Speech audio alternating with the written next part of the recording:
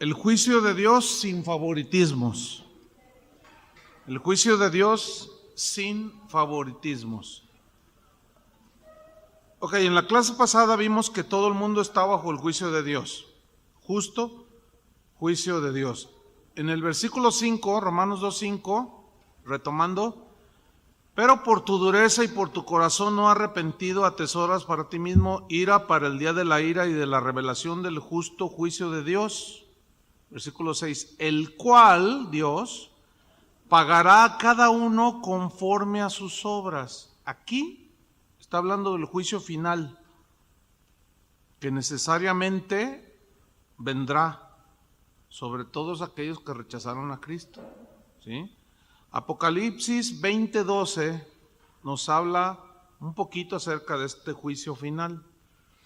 Apocalipsis 20:12 dice así: y vi a los muertos grandes y pequeños de pie ante Dios, y los libros fueron abiertos, y otro libro fue abierto, el cual es el libro de la vida, y fueron juzgados los muertos por las cosas que estaban escritas en los libros según sus obras. El juicio final será solo para los que rechazaron a Cristo. Segunda de Pedro 3:7, vamos a ver unas escrituras. Segunda de Pedro 3:7. Juicio final es exclusivamente para los que rechazaron a Cristo, o el juicio del gran trono blanco de Apocalipsis. Segunda de Pedro 3:7. Aquí nos lo dice: pero los cielos y la tierra que existen ahora están reservados por la misma palabra, guardados para el fuego en el día del juicio y de la perdición de los hombres impíos. Judas 1:6, Judas 1:6, hablando del juicio del día del juicio. Judas 1:6 dice: y a los ángeles que no guardaron su dignidad, sino que abandonaron su propia morada, los ha guardado bajo oscuridad en prisiones eternas para el juicio del gran día. O sea, el día del juicio. Segunda Timoteo 4:1. Segunda Timoteo 4:1. Te encarezco delante de Dios y del Señor Jesucristo, que juzgará a los vivos y a los muertos en su manifestación y en su reino. Se refiere al día del juicio. ¿Sí? Apocalipsis 20:11 hasta el 15. Apocalipsis 20:11 al 15. Dice así: y vi un gran trono blanco. O sea, el día del juicio final, también cuando escuches que el gran trono blanco es ahí, es el día del juicio final ante el gran trono blanco. ¿Por qué trono blanco? Porque el blanco, ¿qué significa? Pureza. ¿Sí? Y dice la Biblia que su trono está cimentado en justicia. Entonces a cada quien sí o sí, pero ahí es el juicio a los que rechazaron a Cristo. Vi un gran trono blanco y al que estaba sentado en él, de delante del cual huyeron la tierra y el cielo, y ningún lugar se encontró para ellos. Y vi a los muertos, grandes y pequeños, de pie ante Dios. Y los libros fueron abiertos, y otro libro fue abierto, el cual es el libro de la vida. Y fueron juzgados los muertos por las cosas que estaban escritas en los libros, según sus obras. Y el mar entregó los muertos que había en él, y la muerte y el Hades entregaron los muertos que había en ellos, y fueron juzgados cada uno según sus obras. Y la muerte y el Hades fueron lanzados al lago de fuego. Esta es la muerte segunda. Y el que no se halló inscrito en el libro de la vida fue lanzado al lago de fuego, o sea, la condenación eterna. Para los que dicen que el infierno no existe y que como un Dios de amor va a ser un infierno, ¿verdad? O también para los que dicen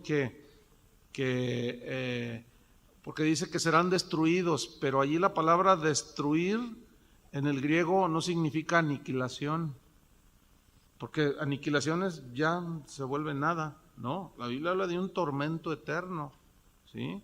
Simplemente son muy malas interpretaciones. Ahora, si ustedes notaron aquí en esta escritura de Apocalipsis habló o habla de dos libros. El libro de la vida, ¿verdad? Dice que fueron abiertos los libros y otro libro fue abierto. El libro de la vida, ok. Y fueron juzgados, estoy en el versículo 12, los muertos por las cosas que estaban en los libros según sus obras, ok. El libro de la vida, ¿quién está inscrito en el libro de la vida? Todos aquellos que fueron lavados con la sangre de Cristo. ¿Sí? Entonces, al ser abiertos, están sus nombres, pero sus pecados ya no están. ¿Por qué? Porque ya fueron juzgados. Por lo tanto, son inocentes, por eso es el libro de la vida. ¿Entendieron eso? Una persona que acepta a Cristo, se arrepiente, se vuelve a Dios, en ese momento sus pecados son juzgados y son borrados, porque al creer es declarado justificado, o sea, sin culpa. Entonces sus pecados ya fueron, ¿qué? Juzgados.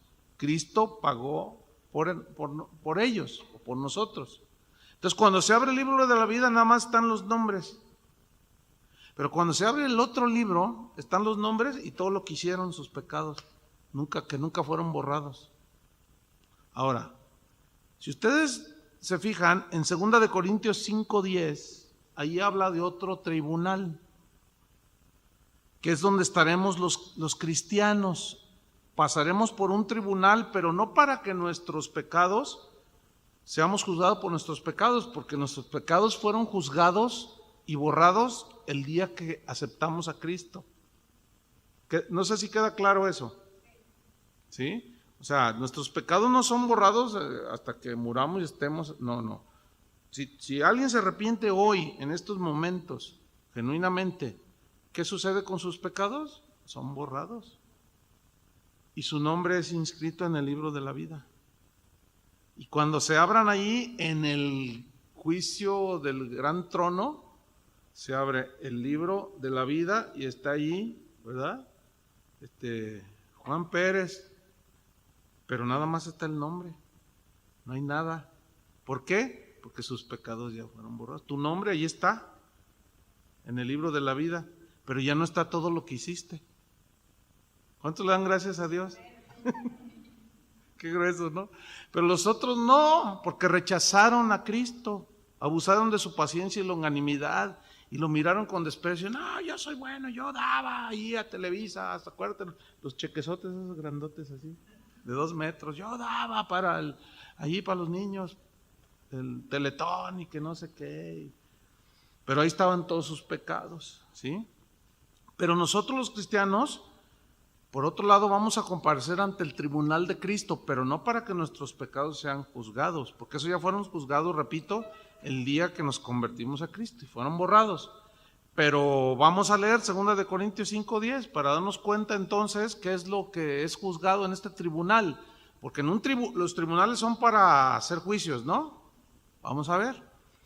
Porque es necesario que todos nosotros se refiere a los lavados con la sangre de Cristo, comparezcamos ante el tribunal de Cristo,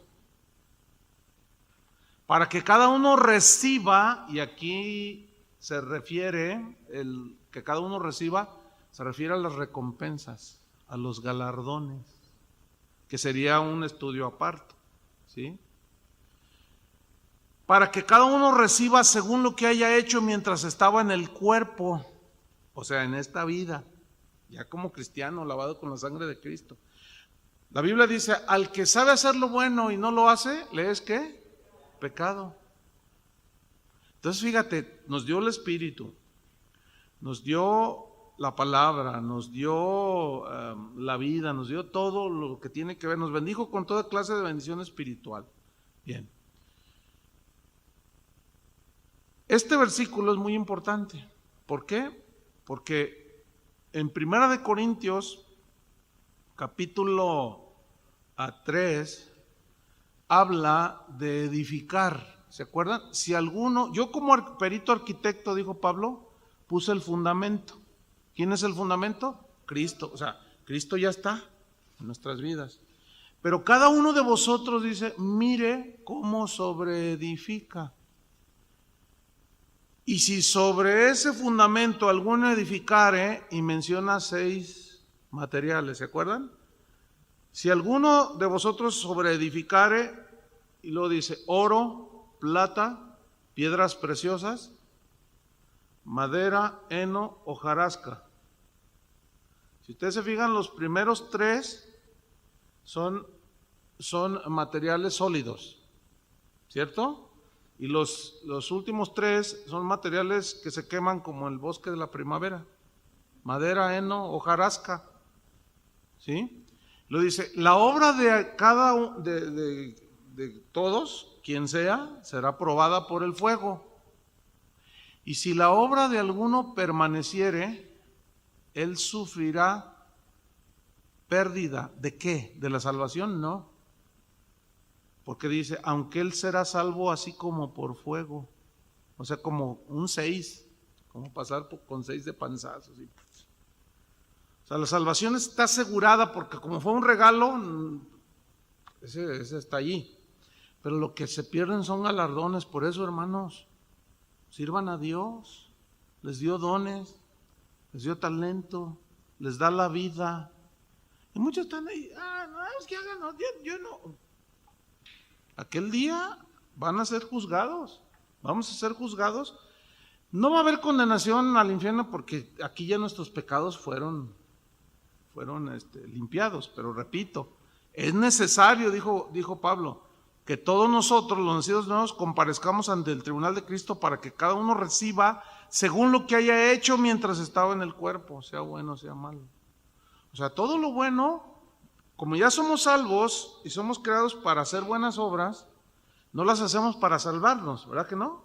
Sino que es una manifestación de que ya somos salvos. Pero lo que hacemos, el bien que hacemos, la obediencia, la generosidad, el perdonar al que te ofendió, todo lo bueno que en lo que un cristiano ya puede hacer, Dios premiará todo eso, fíjate. ¿Ustedes han oído hablar del milenio? Bueno, que es un tema que debe tratarse, porque hay algunos que no creen en el milenio, ¿verdad? Pero yo en lo personal sí creo en el milenio, que es una época de 1000 años donde el Señor después de su venida reinará con todos los creyentes, ya estaremos resucitados, etcétera. Pero luego dice que va a dar autoridad. ¿A quiénes les va a dar autoridad para gobernar? Pues a los que fueron fieles, a los que fueron responsables, ¿sí? Entonces yo una vez así de broma dije, no, yo por lo menos le tiro a ser presidente municipal de Guadalajara, pero tengo que ser fiel para que en el milenio todos esos que hacen tranzas y que dan mordidas, pues como ya vamos a estar glorificados y gobernando junto con Cristo, son premios, ¿entienden? Así es que, bueno, nadie se perderá ya, pero pues también habrá los justos que por toda la eternidad pues barrerán. Está bien, ¿no? También se necesita barrer, ¿no? Y lo van a hacer fielmente por toda la eternidad o por los 1000 años. Pero hay de galardones a galardones. A veces esto causa un poco de controversia porque dicen, pero entonces, ¿y si siento envidia? No, porque ya estamos glorificados. Ya nuestro cuerpo ya no está sujeto a todas esas cosas. Pero en fin, sería un tema aparte. Pero aquí nos dice claramente, para que reciba según lo que haya hecho mientras estaba en el cuerpo, sea bueno o sea malo. Entonces son los galardones, los premios. Ahora, volvamos a Romanos 2, estamos en el versículo 6, ahí nos quedamos. El cual pagará cada uno conforme a sus obras, versículo 7. Vida eterna a los que perseverando en bien hacer, buscan gloria y honra e inmortalidad. O sea, que buscan las cosas espirituales. ¿Y quiénes son los únicos que pueden ver el reino de Dios y buscar las cosas espirituales? Los nacidos de nuevo. Entonces esos, vida eterna, ¿sí?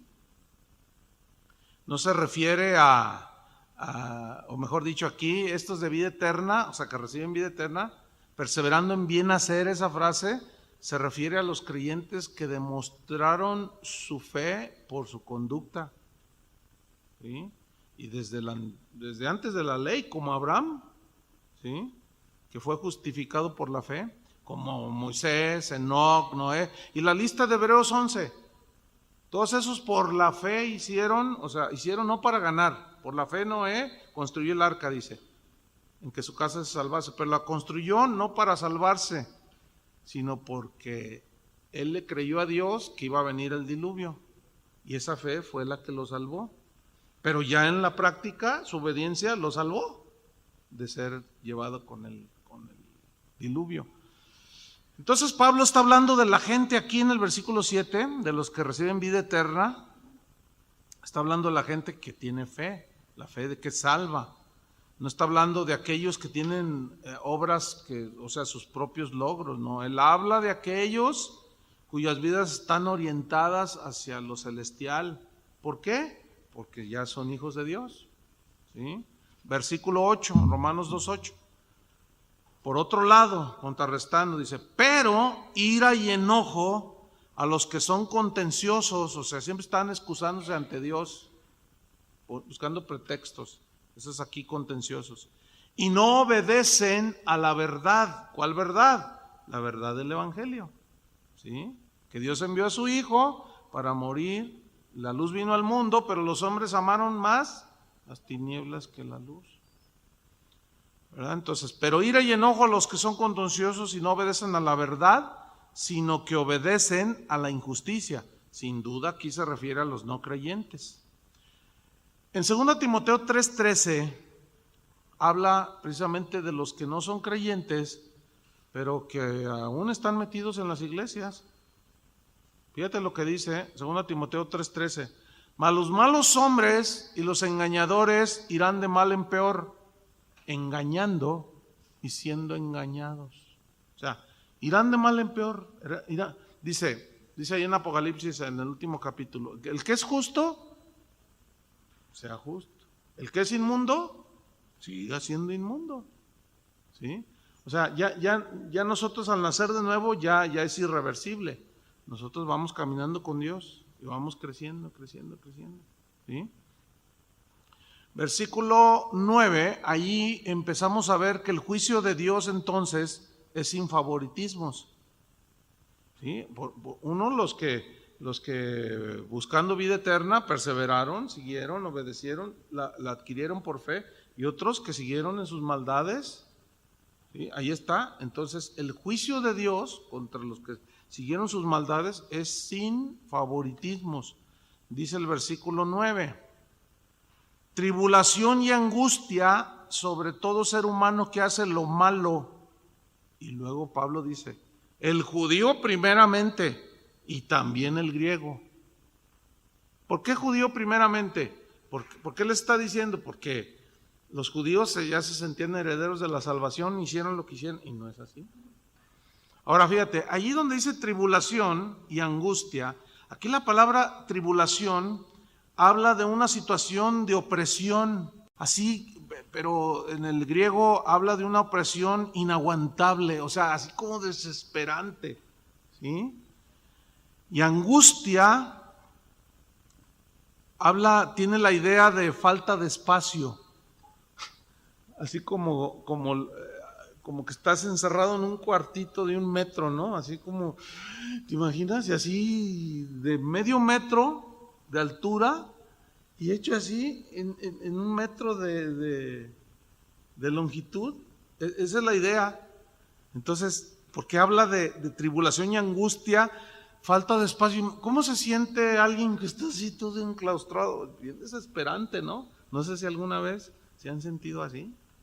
Es una cosa espantosa, dando la idea digamos, del sufrimiento, ¿sí? Pero todo eso es consecuencia del pecado de la misma gente. No es porque Dios ensañe con ellos. ¿Por qué? Porque Dios es un Dios justo y castiga el pecado. Y luego dice ahí en el versículo 9, tribulación y angustia sobre todo ser humano que hace lo malo, sin distinción, judíos y no judíos. Versículo 10. Pero gloria y honra y paz, y esto es eterno, a todo aquel que hace lo bueno, sin distinción, al judío primeramente y también al griego. O sea, se refiere sin duda a los efectos de la salvación. Siempre serán gloria, honra y paz, ¿sí? Y luego te lo dice en el versículo 11, porque no hay acepción de personas para con Dios. Y aquí ya nos está mostrando que en Dios no hay favoritismos ni acepción de personas. Una vez escuché un testimonio de una señora que decía: ay, hermanos, me ha bendecido tanto el Señor. Es más, les voy a decir una cosa. Ya contó ahí su testimonio, ¿no? Dice, pues les voy a decir una cosa. Yo sinceramente les digo, pero yo soy una de las chiqueadas del Señor. Yo soy una de sus hijas favoritas. El problema es que la gente que estaba allí, amén. Y entonces, ay, no, yo no. Entonces el que sabe que Dios no es como un padre terrenal, dice, no, espérame, Dios no tiene favoritos, ¿verdad que no? ¿Por qué? Porque el favoritismo, el niño consentido lo deja hacer lo que quiere la mamá y, ay, hijo, pero no le da sus nalgadas. Entonces, ¿cómo? Quítense, porque luego hay algunos como, si eres obediente aquí en esta tierra, pues, sin duda, Dios te bendice, ¿o no? Entonces, pero no piensen que es porque son más buenos que otros, porque eso es bien común, Fíjate, así trabaja la mente. O sea, acuérdense que tenemos una lucha, ya como nacidos de Dios, tenemos una lucha interna. La mente humana, nuestra mente humana carnal, y el hombre nuevo, que tiene la mente de Cristo. La mente humana, tú caminas con Dios en obediencia y obviamente vas a ver cómo Dios te abre puertas, te da su gracia, su favor, pero allí aguas, porque es cuando puede operar la mente carnal y te dice, es que tú eres mejor. Entonces dices, ay, ¿de veras? Sí, no, por eso Dios me bendice. Y te empiezas a atribuir la bendición porque te portas bien.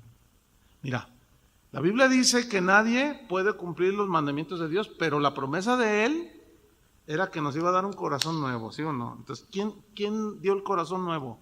Él. ¿Para qué? Para que pudieras obedecer. Entonces, ¿de quién es el mérito? Entonces, ¿cómo que pues yo porque soy?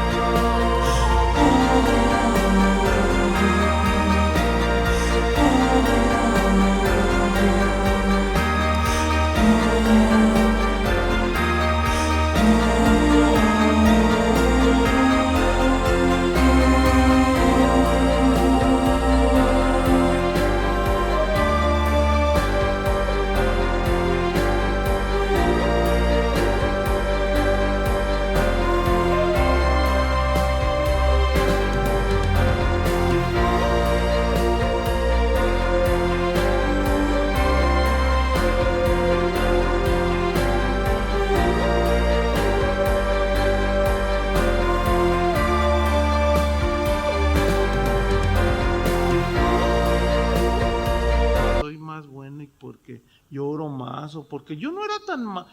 La mente así es, humana. Seguramente mi Dios me bendice. Yo no fui tan malo antes de conocer a Cristo. Yo no era tan mala. Yo me guardé. Yo esto y yo lo otro. Ay, ¿qué estás diciendo? Esa es la mente carnal. La mente puramente, la mente humana, así en su vil expresión. ¿Por qué? Porque la Biblia no dice eso. ¿Sí? La Biblia dice que todo nos fue dado por gracia. Entonces, tenemos que aprender a pensar con la mente de Cristo. Y la mente de Cristo dice que nada merecíamos, pero por su gracia, como decía Pablo, soy lo que soy, ¿verdad? Y su gracia, su favor, pues es el que me tiene de pie, no porque yo sea mejor. Él decía, yo soy el peor de los pecadores, decía Pablo, ¿se acuerdan en Timoteo? Dice, yo fui el peor de los pecadores, yo perseguía a la iglesia de Jesucristo, pero por su gracia, decía, me llamó, me perdonó, me limpió. O sea, él no fue el gran apóstol Pablo porque antes de ser cristiano era mejor que otros. ¿Verdad que no? Era hasta asesino, perseguía a los cristianos y los mataba. Entonces hay que aprender a saber, a discernir cuándo es nuestra mente humana, cuándo es la carne la que está queriendo gobernarnos, ¿sí? Por ejemplo, tú recibes una ofensa, entonces tu mente humana te dice, no, tú también hazle. Pero tu hombre espiritual te dice, no, espérate, él te hizo un mal, tú hazle un bien. Y empieza la lucha, ¿no? Pero ¿cómo la voy a decir? Y acá adentro, ¿verdad? El Espíritu Santo en tu espíritu, perdónala. A ver, ¿a que no le llevas 1 litro de leche? Hazlo, llévale unos panes. Muestra que tú eres diferente, que tú sí eres hija mía, aunque el otro sea también, tú demuéstrale. Entonces, ahí ya, ¿a quién le vas a hacer caso? ¿A la carne o al espíritu? Bueno, seguimos allí. No hay acepción de personas para con Dios. Versículo 12. Porque todos los que sin ley han pecado, esto está bien interesante, pongan mucha atención. Porque todos los que sin ley han pecado, sin ley perecerán también. Y todos los que bajo la ley han pecado, por la ley serán juzgados. Les voy a explicar este versículo leyéndoles en la versión Palabra de Dios para Todos, el mismo versículo. Se entiende muy claro, dice, los que conocen la ley y los que no saben nada de ella son iguales cuando cometen pecados. Está más entendible, ¿no? Los que no conocen la ley y cometen pecados se condenarán. De la misma manera, los que conocen la ley y cometen pecados también se condenarán. Porque la paga del pecado es muerte. Ahora, vamos al versículo 13, Romanos 2, 13. Porque no son los oidores de la ley los justos ante Dios, sino los hacedores de la ley serán justificados. Ahora, aquí Pablo está hablando de la demostración de la fe con los hechos, porque la salvación es por fe, ¿no? Nunca será por obras. La salvación es por fe independientemente de las obras, pero la salvación por fe estaba vigente antes y después, durante y después de la ley. Siempre ha sido así. Por ejemplo, Abraham, en Romanos 4:3, escríbanlo, Romanos 4:3, dice así, porque ¿qué dice la Escritura? Creyó Abraham a Dios y, ¿qué dice? Le fue contado por justicia. Entonces, vean que no fue por obra, sino fue por creer lo que Dios le dijo. Salte de tu tierra parentela, de tu parentela. Y Abraham por la fe obedeció y salió sin saber a dónde iba. Y eso lo justificó ante Dios. ¿Sí? Ahí estaba escondida la salvación por fe, por gracia. Moisés fue otro, Hebreos 11:28. Todavía no venía la ley y sin embargo miren a Moisés, Hebreos 11:28, por la fe, Hebreos 11:28, dice, por la fe Moisés celebró la Pascua y la aspersión o el rocío de la sangre para que el que destruía a los primogénitos no los tocase a ellos. ¿Se acuerdan que Dios le dijo? Vas a sacrificar un cordero y vas a rociar, ¿sí?, la sangre sobre los marcos de las ventanas de las puertas, y cuando pase el ángel de la muerte, no los tocará a ustedes. Símbolo de vida, de preservación de vida. Sangre que apuntaba a la sangre ¿de quién? Del cordero. Y el que tiene sobre sí la sangre del cordero está libre de la muerte. Pero todavía no venía la ley aquí. Y sin embargo, Moisés la creyó a Dios y sacrificó los corderos y los roció. Y esa fe lo justificó delante de Dios. ¿Se fijan que fue antes de la ley? Todavía no estaba. Lo mismo Abraham. Durante la ley, David estaba bajo la ley. Pero él dijo, bienaventurado aquel cuyas transgresiones han sido perdonadas y limpiado su pecado. Y bajo la ley estaba Ezequiel. Y dijo, Dios les pondrá un corazón nuevo y les perdonaré todas sus iniquidades. Les daré un espíritu nuevo. Ahí estaba. ¿Lo alcanzan a ver? Entonces, mira, la realidad es que nadie puede guardar la ley totalmente y salvarse, ¿sí o no? Nadie. Porque entonces la salvación sería por obras. Entonces lo que está diciendo aquí Pablo, vamos a ver Romanos 3:20 para afianzar esto. Romanos 3:20 dice, ya que por las obras de la ley ningún ser humano ¿qué? Será justificado delante de él, porque por medio de la ley es el conocimiento del pecado. ¿Qué significa eso? Ya lo explicaremos más ampliamente cuando lleguemos a Romanos 3:20. Que la ley, por medio de la ley es el conocimiento del pecado o la conciencia del pecado. Ahorita nos vamos a abocar a lo que estamos estudiando, porque no son los oidores de la ley los justos ante Dios, sino los hacedores de la ley serán justificados. Pero resulta que nadie puede guardar la ley, entonces nadie puede ser justificado por la ley. ¿Se contradice? No. Vamos al versículo 14 para seguir argumentando esto.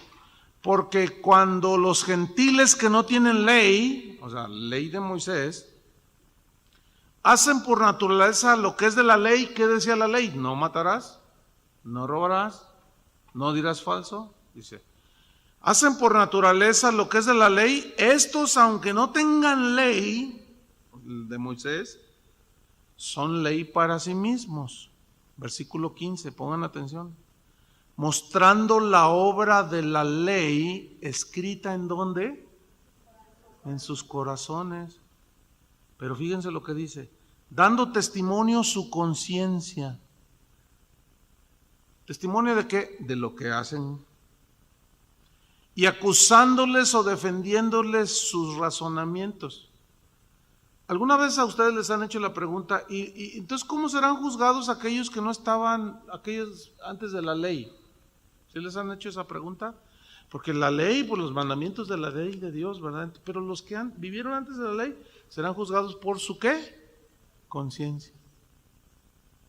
Porque en la conciencia están escritos los mandamientos de Dios. Fíjate qué tremendo. Todas las culturas, antes de la ley, todas las tribus, todas las naciones que existieron antes de la ley, todas, la historia te lo comprueba, condenan el asesinato, el homicidio. ¿Por qué? ¿De dónde? Porque en su conciencia hay una ley escrita. O sea, en otras palabras, en la conciencia, Dios, de todos los seres humanos, Dios escribió su ley. No matarás, no robarás, no dirás falso testimonio, porque hasta las naciones ateas castigan el robo, castigan el homicidio, castigan la calumnia, ¿sí o no? Hay algunos otros, como no tendrás dioses ajenos, que ni los toman en cuenta. Pero fíjate, en su conciencia, ahí está. Entonces mira lo que dice, retomo el versículo 14. Porque cuando los gentiles que no tienen ley hacen por naturaleza lo que es de la ley, estos, aunque no tengan ley, son ley para sí mismos, mostrando la obra de la ley escrita en sus corazones, y les da testimonio ¿qué? Su conciencia, acusándoles o defendiéndoles sus razonamientos. ¿Por qué en toda la historia de la humanidad, cuando alguien va a matar a alguien, se esconde? Lo mata y se esconde. ¿Por qué? ¿Y quién le dijo? Conciencia. Acá está escrito. Entonces nadie escapará, acusándoles o defendiéndoles sus razonamientos. ¿Qué es la conciencia? La conciencia es esa parte en nuestro ser interior que nos condena o nos defiende de nuestra propia conducta. Es más, la conciencia sigue operando en nosotros. Y es a lo que apela el Espíritu Santo también, a nuestra conciencia. ¿Sí? Entonces, es esa facultad que está en todo ser humano mediante la cual percibe lo bueno y lo malo. ¿Sí? El problema que el Nuevo Testamento revela es que Jesús habló, acuérdense, por haberse multiplicado la maldad, el amor de muchos se enfriará. Multiplicación de la maldad. ¿Se acuerdan que en los versículos anteriores hablaba Pablo de que el corazón se endurece y que atesoras ira para el día de la ira? El problema es el endurecimiento del corazón.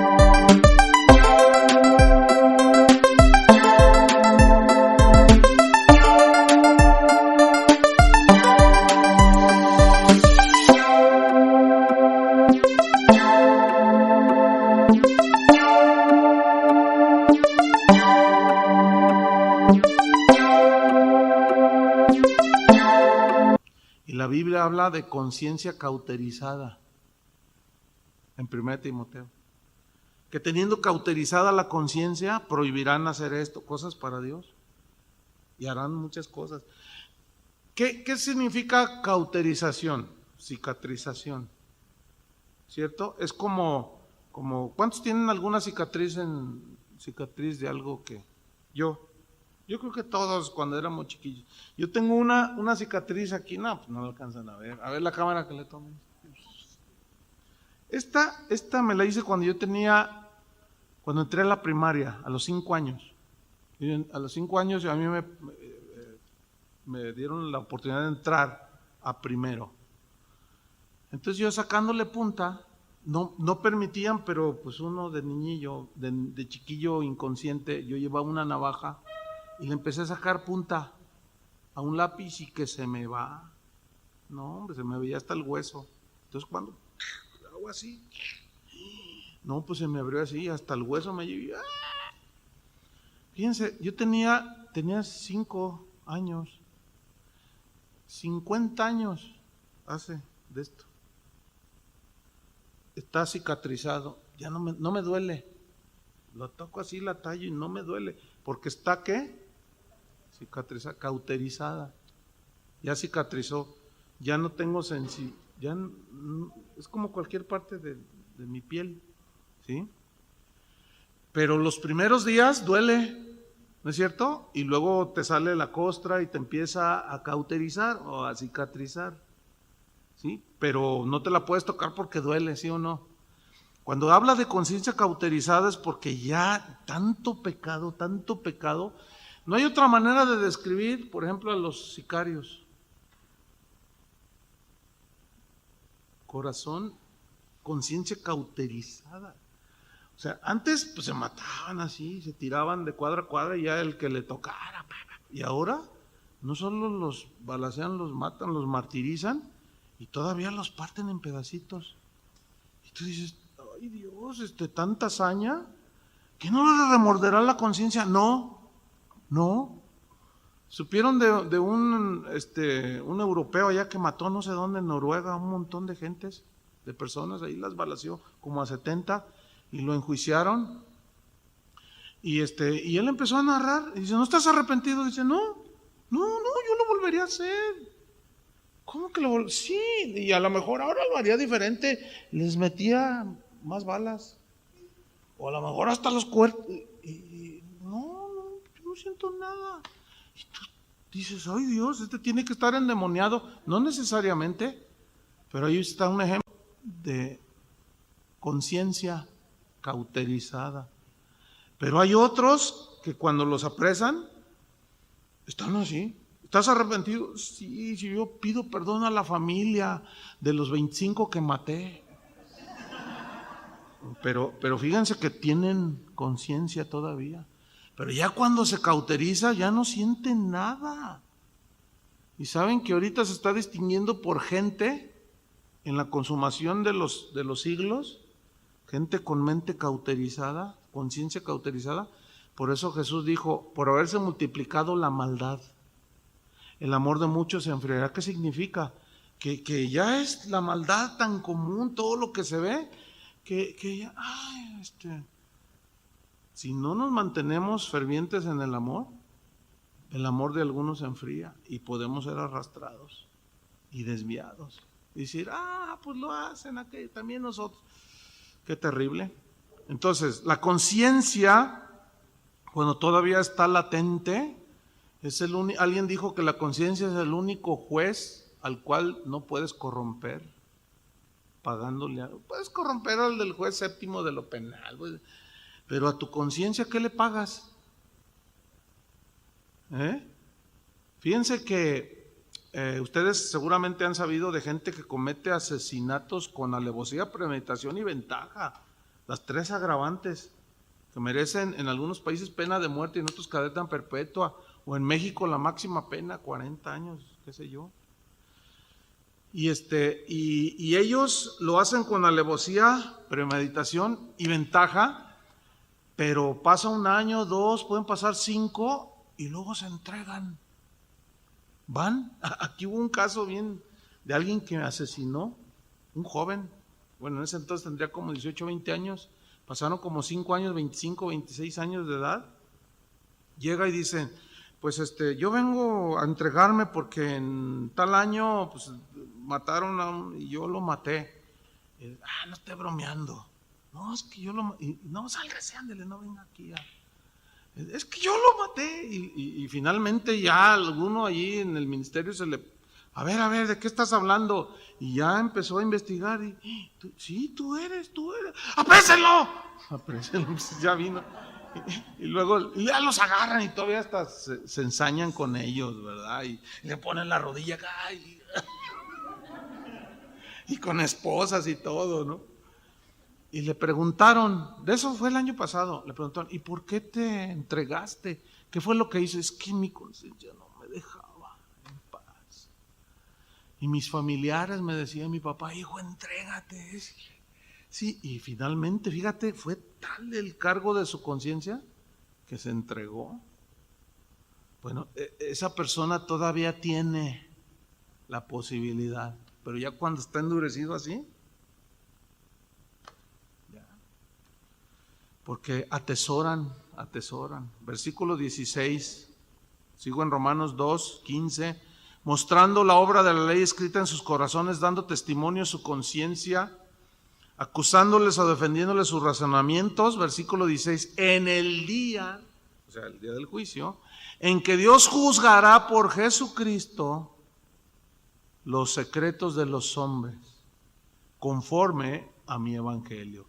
Dice mi evangelio no porque lo haya inventado, sino porque lo sentía tan suyo, no hay otra manera, ¿verdad? Es el evangelio, y serán juzgados. ¿Tienes la sangre de Cristo sobre tu vida? Sí, no hay pecado, no hay nada que condenar. No, rechazaste y ahí está toda la lista, imborrable. Pero, fíjate bien, dice que en el día, aquellos que murieron sin ley, pero su conciencia los acusará en aquel día, ¿verdad? ¿Por qué? Porque los acusará o los defenderán sus razonamientos, Y dice, en aquel día en que Dios juzgará por Jesucristo los secretos de los hombres.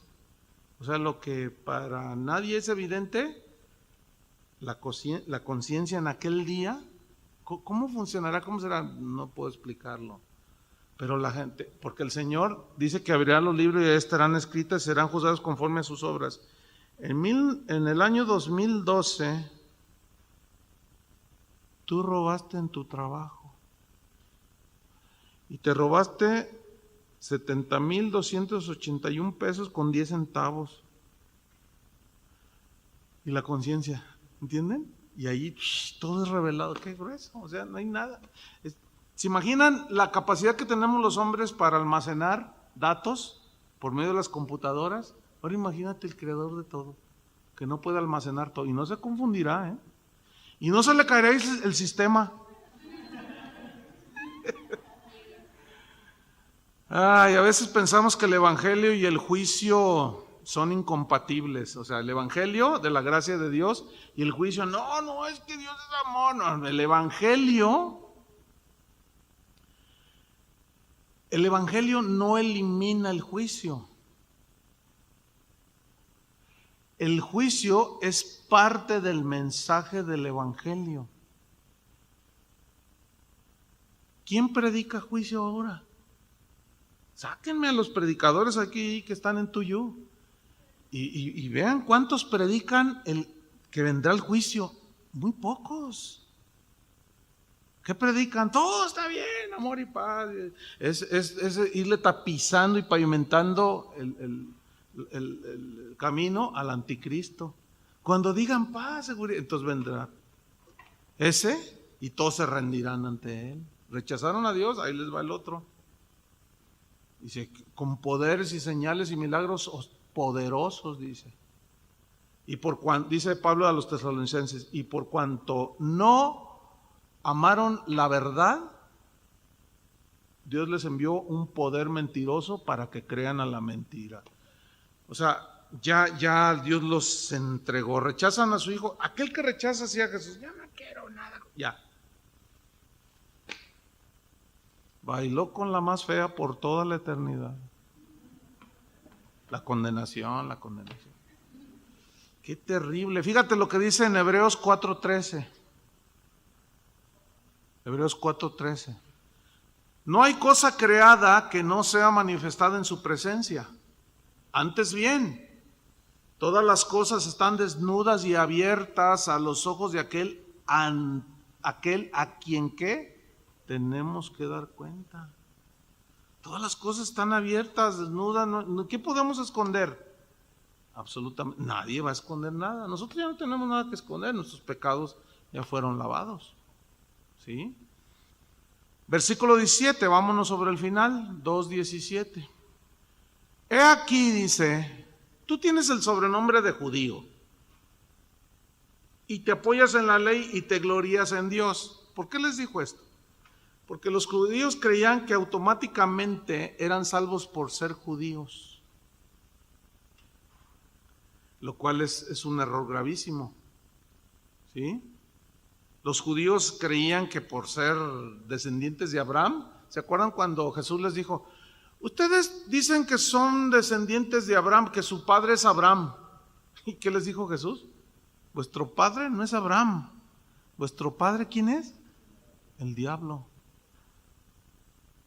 Ay, Dios. Lo cual está Jesús dejando bien establecido que no, la salvación no se hereda, es algo totalmente que cada quien debe enfrentar.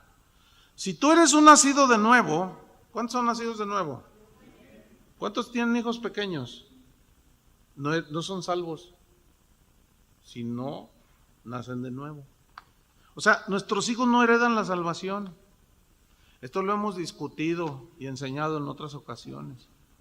Ahí está la familia cristiana, ¿verdad? Y hasta presentan a sus hijos, ¿verdad? Yo te lo ofrezco, Señor. Y empieza a crecer el bebé y bien bonitos, ¿verdad? Y luego 1 año y empieza a caminar. 2 años, no, empieza a imitar todo. Viene a la iglesia, a ver, hijo, alaba al Señor. Y el niño. Y luego la niña, a ver, mijita, mire, pastor, alaba al Señor, mire, fui a San Juan de Dios, le compré un panderito. Entonces la niñita así bien bonita, ¿verdad? Con sus vestiditas y todo. Y agarra el pandero y empieza. Ay, entonces, ay, hasta llora la mamá, ¿verdad? Porque dice, ay, 3 añitos, pues la niña sigue bien bonita, ¿verdad? Y, ay, y le gusta venir a la iglesia, pastor. Ay, qué bonito. Y se le siembra la palabra y todo, pero todavía no nacen de nuevo. ¿Cuántos saben que no nacen de nuevo? Y luego 4, 5, 8 años y ya empiezan. 10 años y no, ya no quiero ir. Pero hija, tú siempre has sido cristiana. Y luego te dice, no, yo no soy. ¿Cómo no? Cállate la boca. No, yo voy porque tú me obligas. Entonces sacan de onda los papás y dicen, pastor, ¿qué pasó? Pues si mi hija ha sido cristiana desde que nació. Ay, lo mismo creían los judíos. No, hombre, llegan a los 12, 13, ya no voy, ¿y qué? Y me voy a ir con mis amigas. Pero llegas aquí a las 9, no voy a venir esta noche. ¿Qué? No, ¿sabes qué? Ya estoy hasta acá. Y al rato llega embarazada a los 14 años. ¡Ay! Sí, ella era cristiana. No, espérenme, no se confundan. No son. Por eso llegó un momento en que su carne pues, se manifestó lo que son. Y ahí hay una confusión. Es que la Biblia dice, cree en el Señor Jesucristo y serás salvo tú y tu casa. Ah, qué mal entendido es ese versículo. O sea, no es automático. Significa que tienen más posibilidades de instruirlos desde niños. Y bueno, en su momento dará fruto, ¿no? Pero entre tanto nacen de nuevo, son igual de endemoniados que los otros, porque hacen cosas bien terribles, sí, porque no son nacidos de nuevo. Entonces es un error creer que ellos heredan la salvación, y era lo que decían los judíos. Dice Pablo, tú tienes el sobrenombre de judío, dice, y te apoyas en la ley, si te glorías en Dios y conoces su voluntad, versículo 18, e instruido por la ley apruebas lo mejor y confías en que eres guía de los ciegos, inclusive luz de los que están en tinieblas, instructor de los indoctos, maestros de niños, que tienes en la ley la forma de la ciencia y de la verdad. Tú pues que enseñas a otro, ¿no te enseñas a ti mismo? Tú que predicas que no se ha de hurtar, hurtas. Tú que dices que no se ha de adulterar, adulteras. Tú que abominas de los ídolos, cometes sacrilegio. O sea, lo que Pablo está aquí diciendo por el Espíritu es, todos pecamos. Por cuanto todos pecaron, fíjense cómo va llevando desde el capítulo 1, capítulo 2 hasta llegar al capítulo 3, donde dice, por cuanto todos pecaron, también los judíos descendientes de Abraham también se van al infierno si no se arrepienten de sus pecados. Pero yo soy hijo del sumo sacerdote. Y que seas el hijo de Abraham, directo, si no naces de nuevo. O sea, ese es el argumento de Dios. Por eso es que el juicio de Dios es sin acepción de personas. ¿Sí? Fíjense, versículo 23. ¿Tú que te jactas de la ley, con infracción de la ley deshonras a Dios? Versículo 24, porque como está escrito, el nombre de Dios es blasfemado entre los gentiles, ¿por causa de quién? De vosotros. ¿Por qué? O sea, lo que sucedía era que decían que eran hijos de Abraham y que eran hijos de Dios, pero sus vidas eran un desastre. ¿Se acuerdan cómo Jesús recriminó a los fariseos, que eran los líderes? Y estos arrastraban a la gente. Y si ustedes, dice, recorren mar y tierra para ser un prosélito, y lo hacen 2 veces más hijos del infierno que ustedes. Ay, eso está fuerte, ¿no? ¿Por qué? Porque no les enseñaban la ley, la palabra de Dios. Les enseñaban sus rollos. Y lo mismo sucede hoy, ¿eh?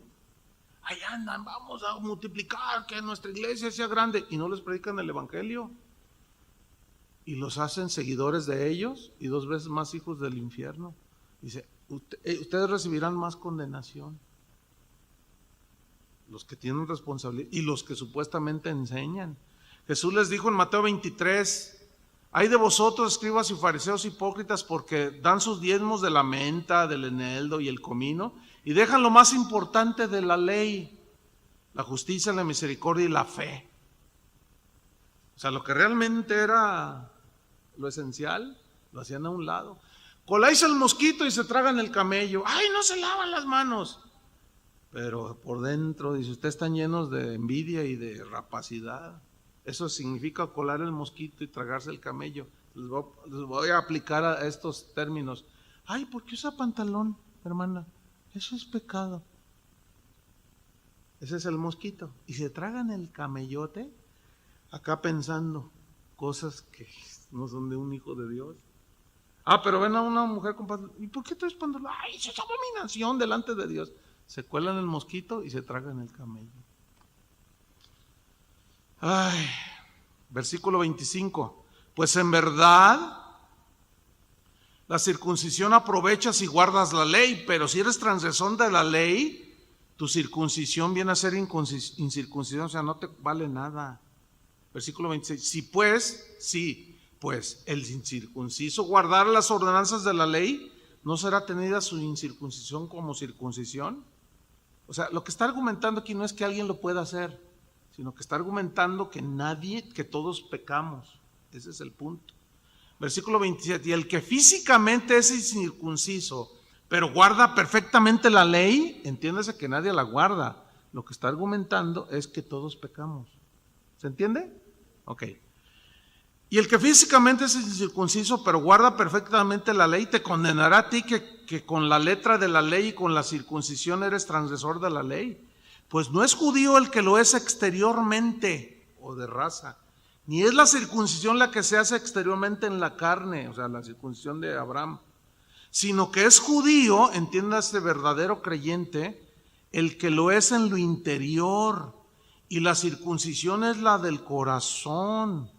Se refiere a la verdadera conversión en espíritu, no en letra, la alabanza de la cual o el reconocimiento de esa conversión no viene de los hombres, sino de Dios. Terminamos leyendo Gálatas 6, 15 y 16. Ahí es más claro lo que Pablo termina diciendo en Romanos 2. Gálatas 6, 15 al 16. Aquí está, miren. Porque en Cristo Jesús ni la circuncisión vale nada, ni la incircuncisión, sino que una nueva creación. ¿Qué dijo Jesús? Si no nacieras de nuevo, y era un judío, Nicodemo, no puede ver el reino de Dios. Porque en Cristo Jesús ni la circuncisión vale nada, ni la incircuncisión, o sea, los ritos no valen nada, sino una nueva creación. Y a todos los que andan conforme a esta regla del nacer de nuevo, del arrepentimiento, paz y misericordia sea a ellos y al Israel de Dios. ¿Por qué dice el Israel de Dios? Porque hay el Israel que no es de Dios, que son los israelitas que rechazaron al Mesías. ¿Cuál es el verdadero Israel? Pueblo de Dios, entiéndase, los nacidos de nuevo. A lo suyo vino y los suyos no le recibieron. ¿Quiénes son los suyos? Los judíos. Mas a los que le recibieron, Juan 1:14, a los que creen en su nombre, les dio la potestad de ser llamados y de ser hechos hijos de Dios. Y ese eres tú, si la sangre de Cristo